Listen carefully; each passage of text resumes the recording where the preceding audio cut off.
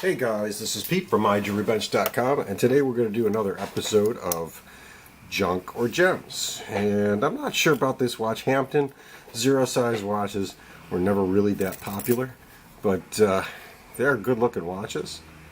This particular watch has a gold filled case tricolor, so it's got yellow, rose, and green gold in it. It's in very good shape. The movement is kind of pathetically dirty. So we're going to dismantle this whole watch, put it in the parts tray, and see if we can get this watch running. And if we can, we might just end up with a beautiful piece of art. A nice gem. Okay guys, first thing we're going to do is we're going to start to dismantle this little watch. It's a lever set watch, you can see. First thing I want to do is pull the hands off. So I'm going to grab my hand tools and gently pry the hands off, and here you can see I'm pointing out a small hairline fracture in the porcelain dial. There comes the hour and minute hand. Now we'll get the second hand off. A lot of times if I can get the porcelain dial in the ultrasonic cleaner, I can get that hairline to almost disappear. It's probably going to come back over years, but it'll come clean. Now I'm going to loosen up the 3 dial screws that hold the dial on, and we'll remove the dial from the watch.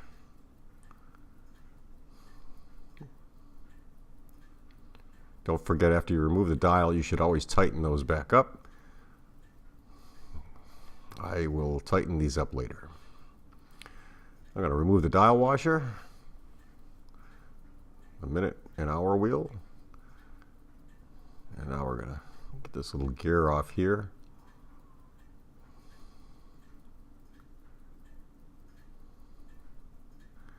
And let's pull the cannon pinion off. Now if you can't take the cannon pinion off with the tweezers, you can always use a cannon remover or a cannon pinion remover. Next thing I'm going to work on is getting the balance cock off, and that'll remove both the balance cock and the balance wheel. Remember to have your parts tray handy so you can put all your parts in a good place and keep them all sorted. Be careful when pulling this off. You want to grab the balance as carefully as possible.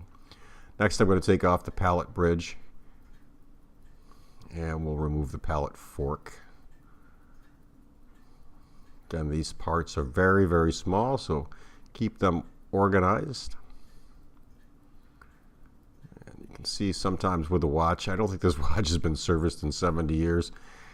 Everything kind of stuck together in this thing, so we're gonna just get that pried off a little bit with a small screwdriver. And I apologize for not having the watch in the frame of the camera. Bad me. Okay, you can see the spring's kind of letting down here. That's going to bring us to our next step.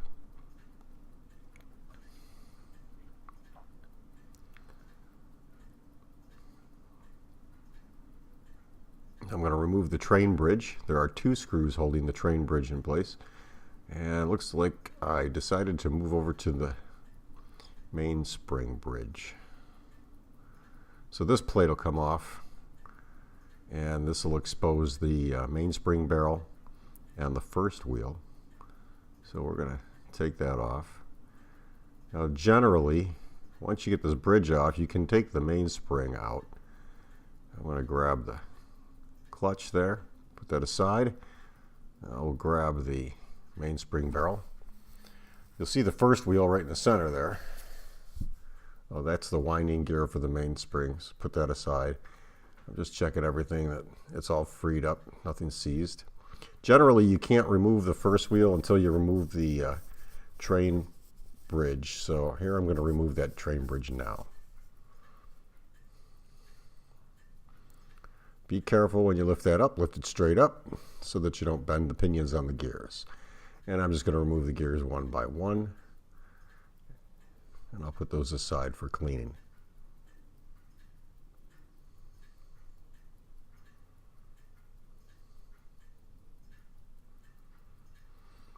Okay, so with that done, now we're going to work on the top side of the main plate. And these are the setting gears. So I'm going to remove the screw that holds the main gear and the lever in place. And you can see here it's giving me a little hard time. Don't be afraid to turn them, but be careful. You don't want to break the head off. I'm going to remove that, put it in my parts tray, and then sort these parts out so I know how they go back in and get them ready for cleaning. While you're taking these and putting them in your parts tray, try to examine them and make sure that if anything's broken, you can replace it now if you have extra parts.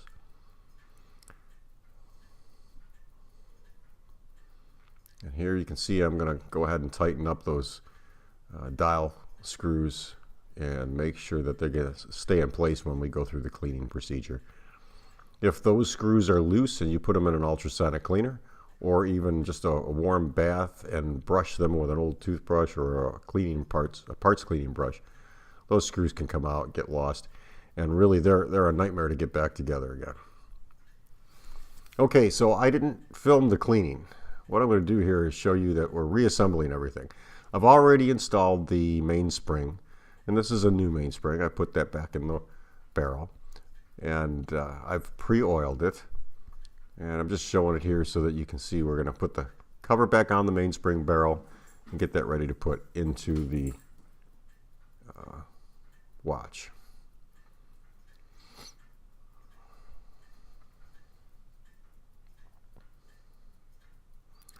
This particular watch spring has a T-bar end on it, and there's little pins that line up. So just make sure you line those pins up together. I've showed you how to do that before. I recently did a video on replacing the mainspring in an Illinois button special. Same thing. This is just a lot smaller. So now we're going to start the reassembly procedure. See if anybody notices my mistake. And I'll start getting all these gears back into position.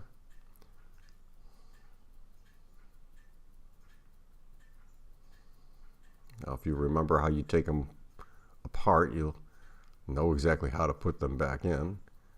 Just take your time. You don't have to fight with these. The trickiest part is when you get the gears in the watch and you want to put the bridges back on. You'll often have a little difficult time getting the pinions to line up with the holes. Here I'm reinserting the clutch after I put a little drop of oil on the inside of the clutch. And I'm starting with the mainspring plate. And I'm just going to get that all lined up correctly. Now this watch is about the size of a men's wristwatch. So if you practice with bigger pocket watches and you move on to these little ones, it makes the transition into wristwatch repair and wristwatch cleaning much easier. And here you can see I've got everything lined up and I'm going to tighten up the screws. I always back off the screw a little bit to make sure that it threads correctly. So you'll see me turning them counterclockwise, and that's just to make sure that they thread correctly when I go to tighten them down. Now onto the train bridge. This is tricky, so you'll probably spend a little time doing this. Getting all these little gears to have their pinions fit into the holes can be tricky, so just take your time. This particular watch took me about 5 minutes. I didn't film the entire process, but I got them all lined up, and now you can see I'm putting the screws in, and again, we're tightening everything down.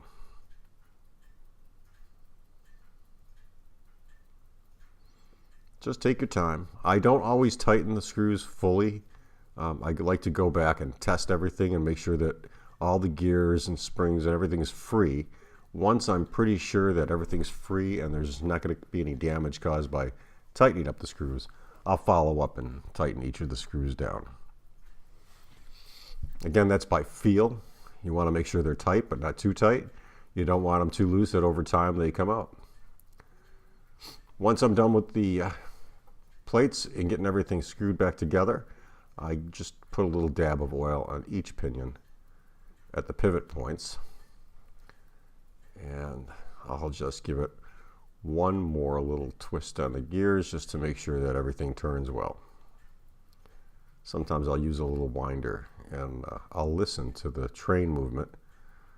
Sometimes listening to it helps me to determine if everything works good. Here I'm going to reassemble the setting train, or the setting gears. Now I'm placing the gears in the position they're supposed to be in. And the reason I'm doing this is just to line them up. I'm actually going to pull this plate off, and I'm going to put dabs of glue on these little areas here. And those hold these gears in place when I flip it over. Helps me to line it up a little bit better.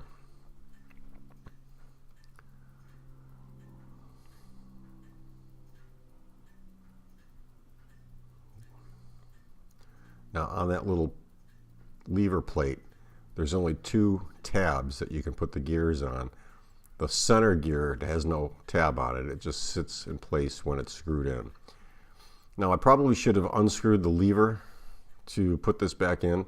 You're going to see me struggle a little bit with it. I didn't film the entire disaster that I had getting this back in. But eventually I did take it off and get all the gears back in place. And after some struggling, I got to the point where I could put the screw back in and hold the lever plate down. And that allows me to make sure that the lever system and setting gears all wind and run correctly.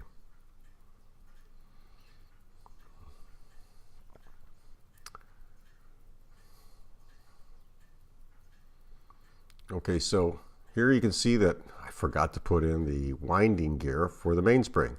So I sped this up a little bit just so you can see my mistake. That goes back in there like that. Put the mainspring barrel back in place. Get it all back together again. Try not to do that. And here I'm using a little winding tool, and I'm going to give it a few turns just to make sure everything clicks and locks into position and that the train moves freely.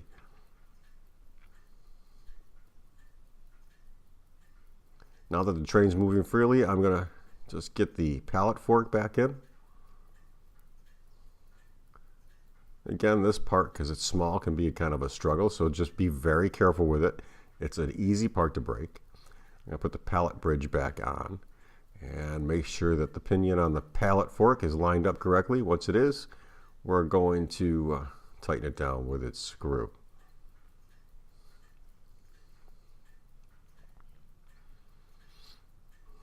Usually at this point, after I've gotten everything working and tightened down, I'll actually wind the spring a couple of turns, and I'll move that pallet fork back and forth to see if the escape wheel moves correctly. And that's always a good indicator to me that the watch is going to work well. I look for a certain type of movement. It should click. I'm just giving a little bit of oil on the end of the pallet jewel. And you only have to put a little oil on one. And here you can see this is where I winded a couple of turns. And now I'm going to check the pallet fork and the escapement and see if it clicks good. And you can see, if you look closely, it is moving pretty well. Now Hampden is not known for the highest quality of ladies' pocket watch or a pendant watch.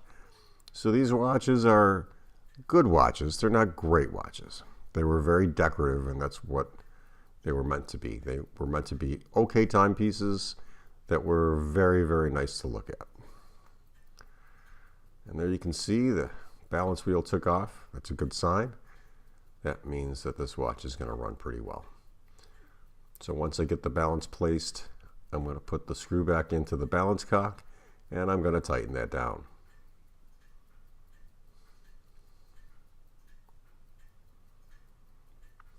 Now I like to see that because it's moving real good. Again, I'll give the spring a couple more turns. A lot of times I'll hook it up to the timer and just see where this watch falls into its ability to run well. And then we'll test it in 2 positions, face up and face down. I'm pretty happy with how it's moving. I'm just going to give this a little more oil and then wipe it down. Make sure it's cleaned.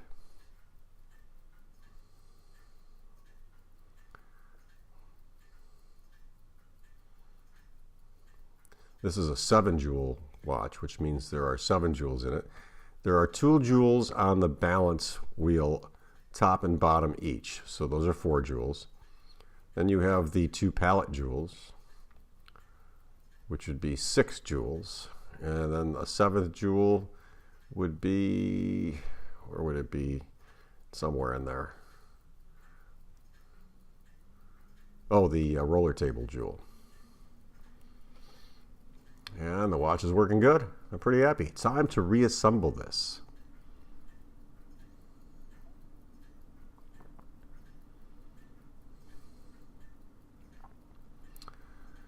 Next part, I'm going to get all the mechanics on the top of the plate. You can see here I ran into a little issue, so I decided to include it in this because this is a little quick fix. This gear, the center gear, is pressure fit into it, and that actually fell out. So over time, it probably got a little worn and came apart. So I'm going to tap down this main gear. And what I'm doing with this is I'm using a beveled punch on my stake set, and that's going to decrease the diameter ever so slightly. And then I can squeeze in using a flat punch the top gear, and you'll see me do that now. I'll flip this over. I'm going to put the little gear that's supposed to be compression fit on top.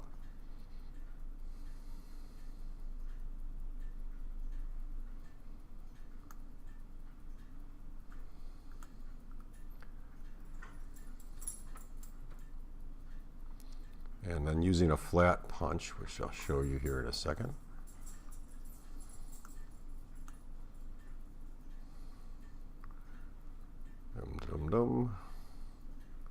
There it is, flat punch. I'm going to put that on my stake set and just gently tap that smaller insert gear into the brass.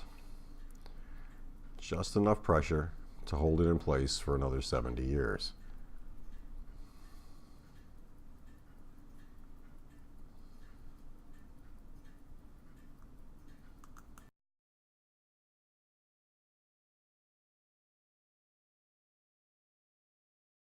Okay, so with that gear fixed, now we're going to put everything back together. So we're going to get the setting gear back in, and that setting gear, just get a little drop of oil on the post that it goes onto.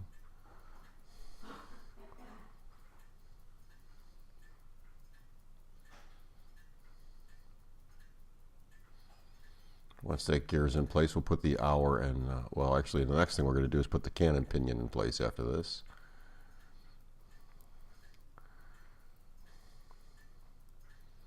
So we'll place the cannon pinion in place.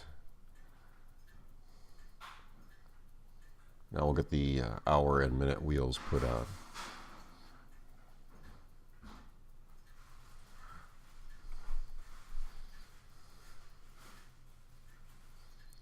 And here you can see I'm testing the setting system. Pull the lever out and just make sure that the hour wheel and the minute wheel turn. And that way we can assure ourselves when we put the hands back on, the watch will work.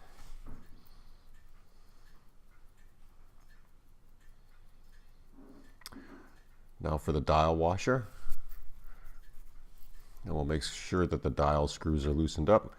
And we're going to put the dial back in place.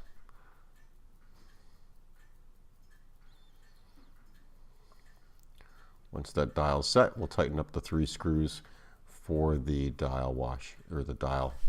And those will hold the dial in place.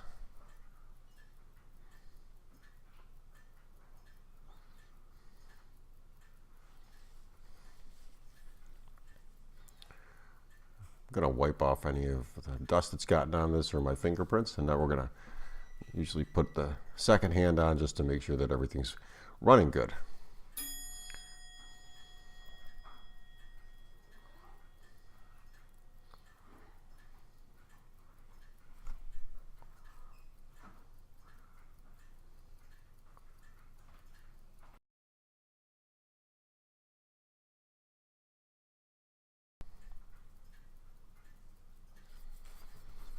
Okay, so here's the bezel with the crystal inserted. I had to re-glue the crystal because sometimes cleaning them, they'll fall apart. So I've re-epoxied the crystal in place onto the bezel, cleaned it up, and now we're going to, the next step is actually to set the movement in the case. So I want to make sure that everything fits together in the case, and we put the case screws back in. So you can see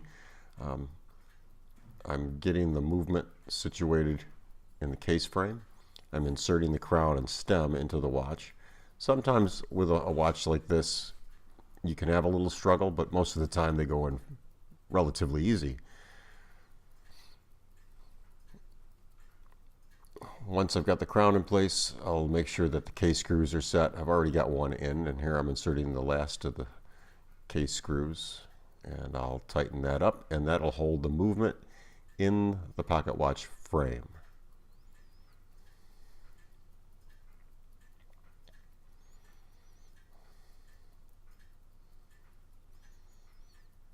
I'm pushing on the face of the watch just to make sure that I can tighten that down. And you can see the second hand came off, so we're going to put that on and tighten it up one more time.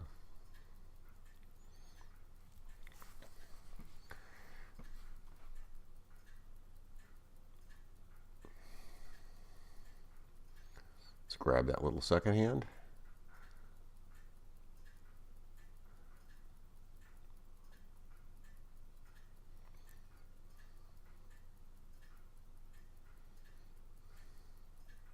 I'm just lining it up so that it's not rubbing against the dial. Now here you're going to see I'm putting the hour hand on the watch. And to put the hour hand on, sometimes I'll use a punch from my stake set, and I am here. Sometimes I'll use tweezers depending on the watch. I'm going to push that down, and then I'm going to set the hour hand over the second hand to make sure that there's no interference. Just to make sure that when the hour hand spins around, it doesn't contact the second hand, which will, unfortunately, stop the watch. So I'm just double checking it here. And the second hand is pushed in a little too far. So you can see I'm going to lift it up just a little bit so that it turns. And I'm going to give it a little shake, get it running here.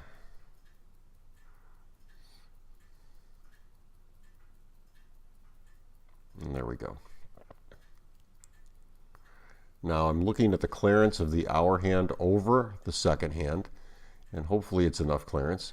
When I've determined that it is enough clearance, then I'll go ahead and put the minute hand on the watch. I typically set my watches to 9 o'clock, just so that I have the hour hand pointing at the 9 position, and then I put the minute hand on.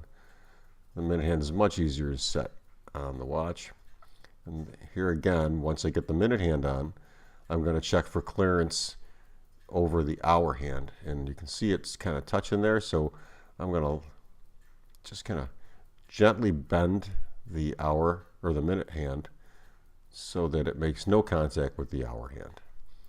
I'll double check that 12 o'clock lines up, and when I'm happy and there's no contact, we can move on to the next step.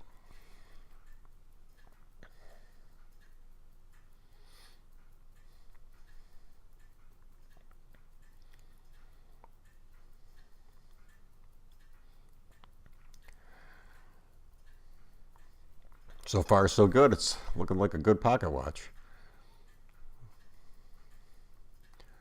So now I'm going to leave the lever out and set the bezel on top of the watch so that the lever clears. Push it down and lock it in place. Now the bezel will only go on in one direction, so it's not like you can mess that up, but you have to be careful when you press it on that you don't break the glass. Hunting pocket watch crystals are thin, so you want to be careful with those. So that's pretty much it for this week's episode of Junk or Gems. This is the 3rd episode. I got the watch all together. It's running fairly well. I'm going to test it over the next few days, make sure that it works good. If the watch is running good, I'm going to throw it on eBay and see what it brings, and we'll find out if we kind of lost money or made money on this.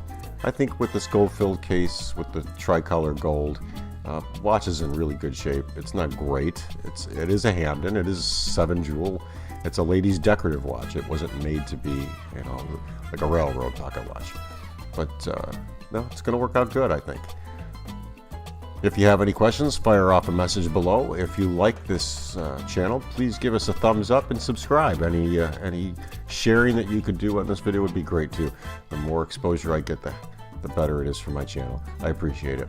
There's more information on my website at www.myjewelrybench.com, where you can see other episodes of Junk or Gems and other tutorials on both jewelry and watch repair, as well as jewelry design.